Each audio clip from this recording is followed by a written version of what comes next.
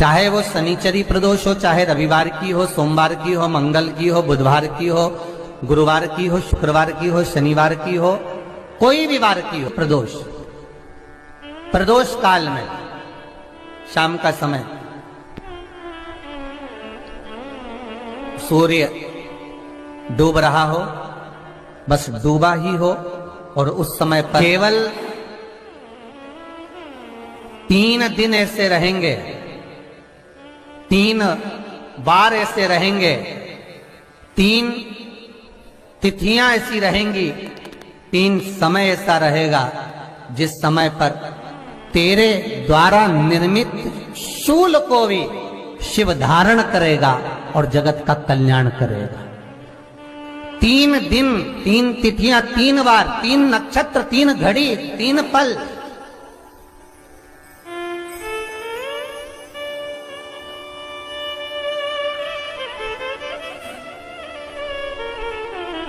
जिसमें बाबा शूल भी धारण करते हैं, और शूल अकेले धारण नहीं करते महाराज। जो धतूरा होता है ना, दर्शन करें धतूरे के, कांटे कांटे सा होता है धतूरा, तो वो धतूरे के साथ में बाबा शूल धारण करते हैं, बेलपत्री के शूल को। ये बहुत बहुत आनंदमय कथा है महाराज जी, जिसके जीवन में हमेशा कांटे ही मिले हैं। बेटी बड़ी हुई तो घर में मायके में दुख देखा, और मायके से गई ससुराल में तो ससुराल में दुख देखा। ससुराल में भी दुख देखने के बाद में भी पति को बहुत कुछ काम खुलवाया, बहुत धंधे खुलवाए, नौकरी लगवाई, पर वो पति बार बार छोड़ कर आ गया, बार बार तकलीफ भोग रहा है, बार बार कष्ट भोग रहा है। फिर थोड़े दिन काम करता है, थोड़े दिन छूट जाता है, फिर व्यापार में बढ़ता है, फिर छूट जाता है, फिर कोई दुकान खुलवाई, थोड़े दिन अच्छी चली, फिर वापस वहीं घर पर आकर बैठ गया। अर्थात उसके जीवन में वो शूलता चल रही है। तो बाबा देवाधिदेव महादेव कहते हैं, ये 3 घड़ी, 3 पल, 3 नक्षत्र, 3 समय, 3 दिन में जो शूल मुझे समर्पित करता है, उसके जीवन से मैं शूल हटा देता हूं। वो 3 दिन लिखे स्कंद पुराण।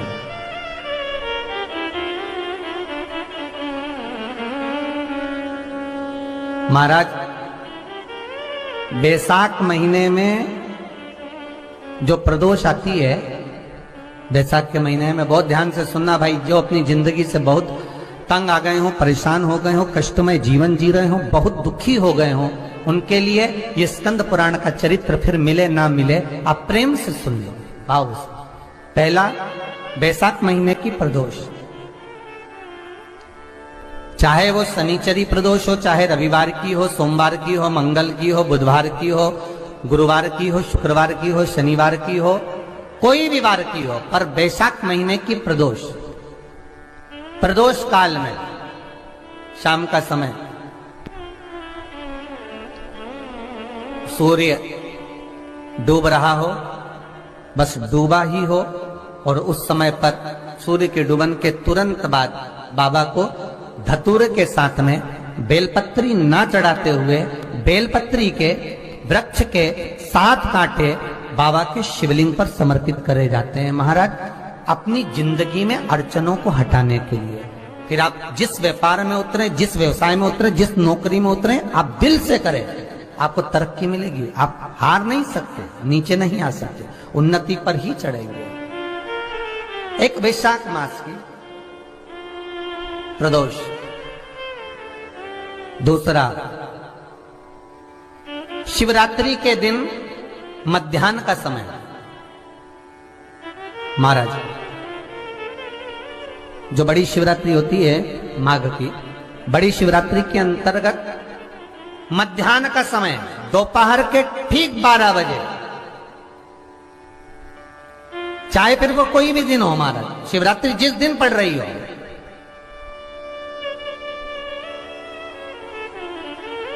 उस दिन भी धतूरे के साथ बाबा को 7 कांटे बेलपत्री के वृक्ष के समर्पित होते हैं महाराज। इसमें आप ये वाले जो कांटे हैं, जो शिवरात्रि के दोपहर 12 बजे वाले हैं, अगर कोई मदिरा पीने वाला हो, व्यसन में डूबने वाला हो, कोई जुआ खेलने वाला हो, कोई गलत वैश्यावृत्ति करने वाला, या अपने मार्ग से विचलित कोई व्यक्ति है, उसके लिए भी ये कांटे बहुत काम आते हैं महाराज। दूसरा, पार्वती, तेरे द्वारा तेरे नयन अश्रु से जो प्रगटा हुआ बेल का वृक्ष है, द्वितीय शूल मैं वहां धारण करता हूं, तृतीय शूल, तीसरा शूल जो वर्णन करा गया महाराज भगवान श्रावण के महीने में जो भी दूसरा सोमवार पड़े, जो भी पड़े श्रावण के महीने का दूसरा सोमवार, आप सबको पहले भी श्रावण के महीने में जो कथा कही उसका व्याख्यान वर्णन करा कि श्रावण का महीने का महत्व क्या है, वो भी आपको ऑनलाइन कथा में आप लोग सुन चुके हैं, लाइव कथा में श्रावण का पूरा महत्व बताया था कि श्रावण के महीने में शंकर भगवान को पूरा लेखा जोखा का भार प्रदान किया गया था। दूसरा सोमवार, श्रावण के महीने का जो दूसरा सोमवार होता है, उस दूसरे सोमवार में रात्रि के समय पर, अर्थात शास्त्र अब घड़ी और पल का स्मरण करेंगे तो रात्रि के बजेंगे 10 से 12 बजे, मारे 10 से 12 के बीच में धतूरे के साथ बाबा को शूल समर्पित होता है महाराज। ये भी हमारी बाधाओं को, हमारी तकलीफों को, व्यापार व्यवसाय के लिए, नौकरी सर्विस के लिए, बहुत सारे एग्जाम में आप बैठ लिए, गवर्नमेंट एग्जाम के लिए बैठ लिए, नहीं हो रहा, ये 3 बार मेरे शंकर को बेलपत्री के वृक्ष के शूल समर्पित होते हैं, उसका आनंद पाना। मेरी जीजियों, 2 चीजें बड़ा स्मरण में रखिएगा। एक बैसाख महीने में मट्टी के पात्र का जल, अभी अभी क्या चल रहा है, फागुन, अभी क्या चल रहा है, फागुन। जब बैसाख का महीना आए ना,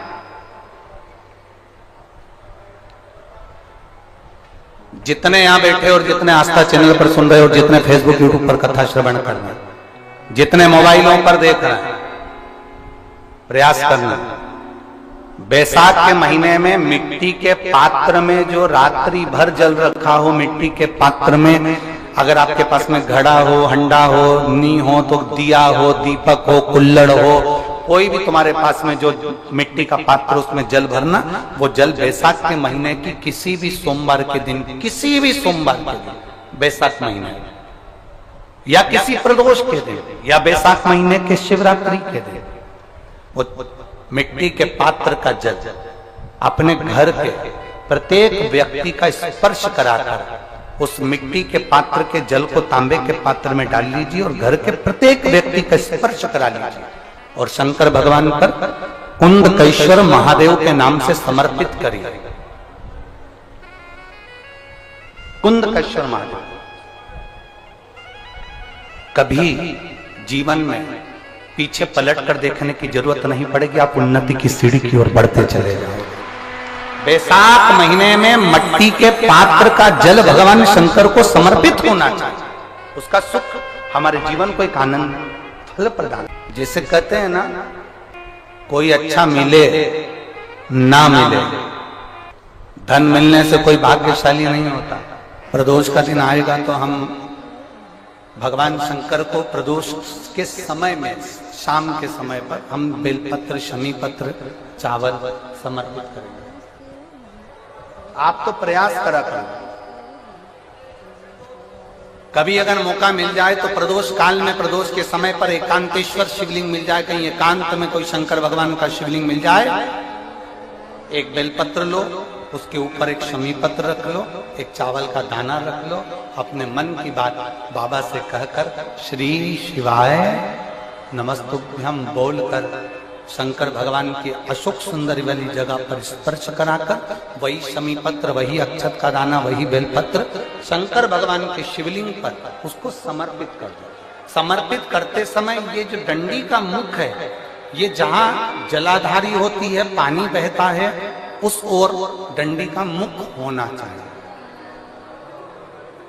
जिधर पानी बह रहा है उधर से करो।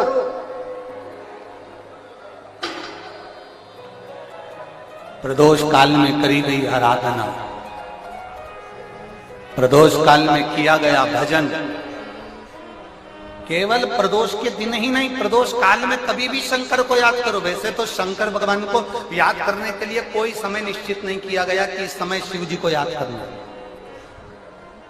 मौत का और महाकाल का आने का समय कभी निश्चित नहीं होता। मौत आने का समय भी निश्चित नहीं होता, कब व्यक्ति की मृत्यु हो जाए, कब प्राण छूट जाए, कब बीपी शुगर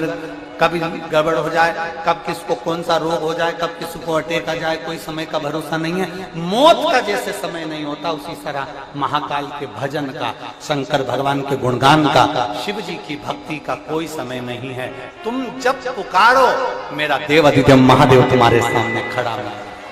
तुम करते हैं। जिस प्रदोष के दिन का आपको बधाई कल हमने दी थी कि प्रदोष की आपको बधाई हो। प्रदोष शाम का जो समय होता है, प्रदोष काल जो होता है, उसका वर्णन जब हम करते हैं, ये प्रदोष की पूजन का विधान किसने बनाया, ये प्रदोष की पूजन का नियम किसने बनाया, ये प्रदोष की संध्या काल का, प्रदोष के समय का पूजन का विधान कौन बनाया, ये प्रदोष के समय पर एक बेलपत्र चढ़ाने का विधान किसने बनाया, प्रदोष के समय पर एक समीपत्र चढ़ने का विधान किसने बनाया, प्रदोष के समय पर अगर मान लो कोई भिखारी से भिखारी व्यक्ति भी है जो ठेला चला रहा है, उसके पास में खाने के लिए कुछ नहीं है, फटे कपड़े पहन रहा है, उसकी जिंदगी में कुछ भी नहीं बचा और कर्जे में लदालूम हो गया, एक चावल का दाना अगर वो प्रदोष के दिन, प्रदोष काल में शाम के समय पर शंकर के शिवलिंग पर चढ़ा देता है तो 3 या 4 प्रदोष में उसका कर्जा चूकना प्रारंभ हो जाता है। प्रदोष का विधान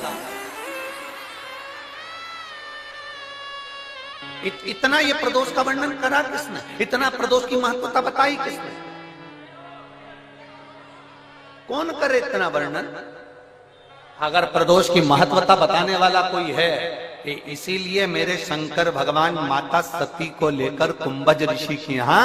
अगस्त ऋषि के यहाँ कथा सुनने के लिए गए थे, क्योंकि उनके बराबर कोई शंकर के महत्व को बता नहीं सकता और प्रदोष के महत्व को नहीं बता सकता। सती मैया को प्रदोष का महत्व बताने के लिए शंकर सती जी को लेकर कुंभज बाबा के यहाँ गए थे, अगस्त ऋषि, कि प्रदोष के महत्व को तो जानो सती, तुम प्रदोष के महत्व को तो सती जानो, तुम प्रदोष के महत्व को तो सती पहचानो कि प्रदोष का महत्व क्या होता है, प्रदोष काल का महत्व क्या होता है, प्रदोष के समय का महत्व क्या होता है। जिस समय पर सूरज डूब रहा हो,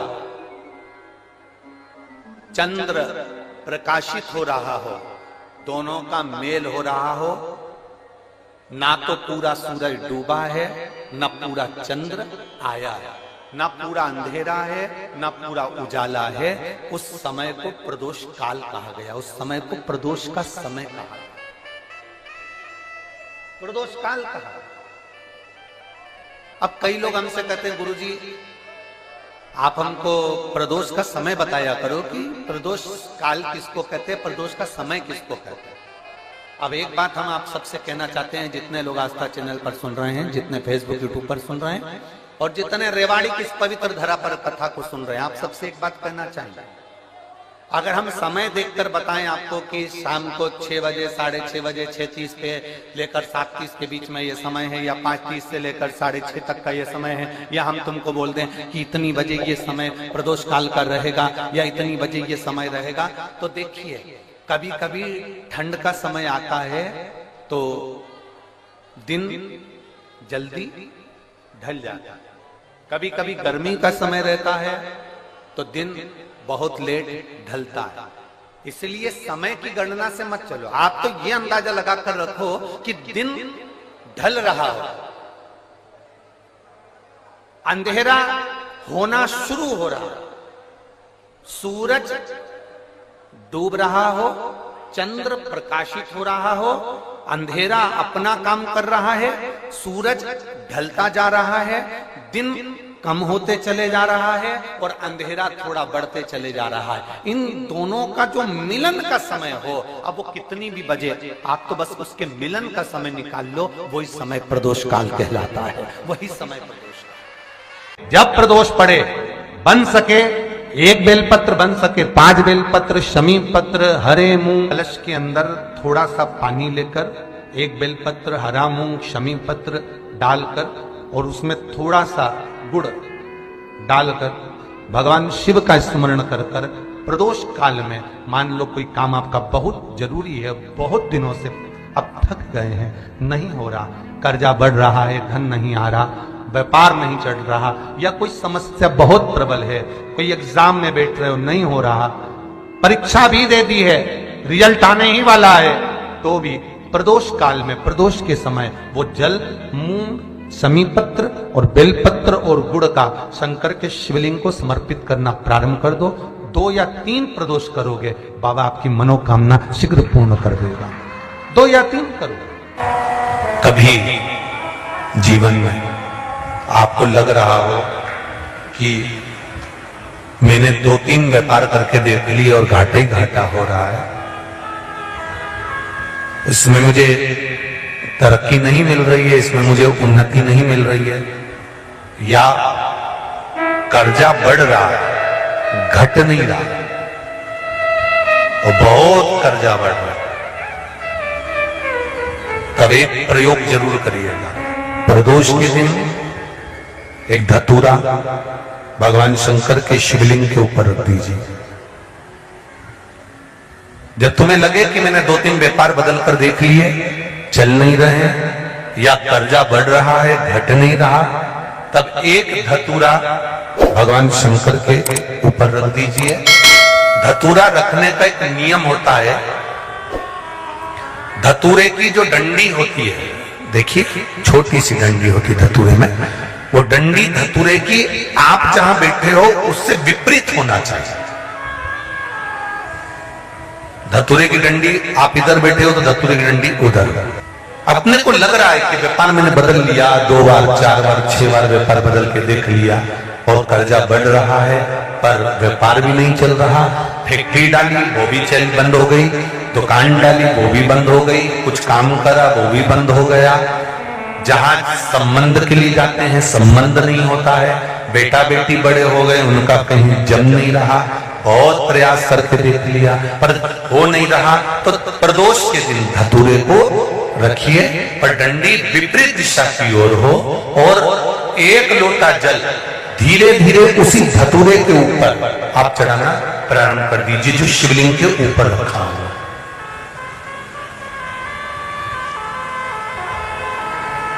महाराज हाटकेश्वर महादेव का नाम लेकर, कौन से महादेव, जम के बोलो जरा, हाटकेश्वर महादेव का नाम लेकर जो जल समर्पित करा जाता है और उस जल को समर्पित करने के बाद उसी धतूरे को वापस घर में ले आया जाता है, वापिस लिया। उसके बाद तुम जिस कार्य में हाथ डालोगे और जो कार्य करना चाहोगे उसमें सफलता मिलना चालू हो जाएगी और कर्जा भी धीरे धीरे चूकना प्रारंभ हो जाएगा। संबंध नहीं हो रहे होंगे तो संबंध होना प्रारंभ। कौन सा महादेव, जम के बोलिए जरा, हाटकेश्वर महादेव का स्मरण। एक समीपत्र, 5 बेलपत्र तांबे के लोटे में जल में डाल लीजिए, 7 दाने अक्षत के, आखे अक्षत के डाल लीजिए और प्रदोष काल में, प्रदोष काल जो शाम का समय होता है, प्रदोष काल में भगवान शंकर के मंदिर जाकर पांव में चप्पल पहनकर ना जाइए, घर में घी का दिया लगाकर कलश लेकर शिव के मंदिर में चले जाइए। शिव मंदिर में दिया नहीं लगाना है, आपको केवल घर में दिया लगाकर जाना है और शंकर जी के मंदिर में वो ऐसा कैसा ही पानी पूरा उंडेल कर डालकर शिवलिंग पर आ जाइए, झोली पसार कर प्रणाम करिए, शंकर की देहली पर 2 मिनट बैठकर ओम नमः शिवाय का स्मरण कर लीजिए। कुछ देर शिव के मंदिर में प्रदोष काल में, प्रदोष के समय तक, प्रदोष के दिन बैठकर शिव नाम का जाप करें, जल का पात्र बाकी भूमि ले आए और बड़े प्रेम से अगले महीने फिर प्रदोष के दिन, फिर प्रदोष काल में शिव के द्वार जाना, फिर विनती करें, कहीं मत जाना, केवल शंकर के शरण में जाना, उससे कहना,